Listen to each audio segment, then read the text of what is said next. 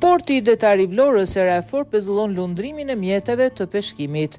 Kapiteneria e portit detar të Vlorës ka vendosur të pezullojë lundrimin detar për mjetet e vogla dhe ato mjetet e peshkimit nga ora 2 e mëngjesit të kësaj të marte deri në 8 të mëngjesit të smërkurës.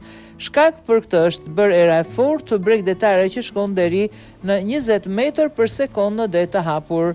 Përjedhoi në det të hapur, dallgët shkojnë deri në 2.5 metra duke bërë të pamundur lundrimin e mjeteve të peshkimit dhe atyre të vogla.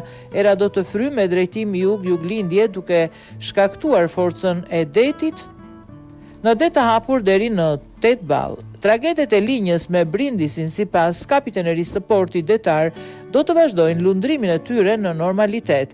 Situata hidrometeorologjike pritet që të përmirësohet duke nisur nga 12 mars pas orës 8 të mëngjesit, kohë kur mendohet se do të lejohen mjetet e peshkimit dhe ato lundruese të dalin në det.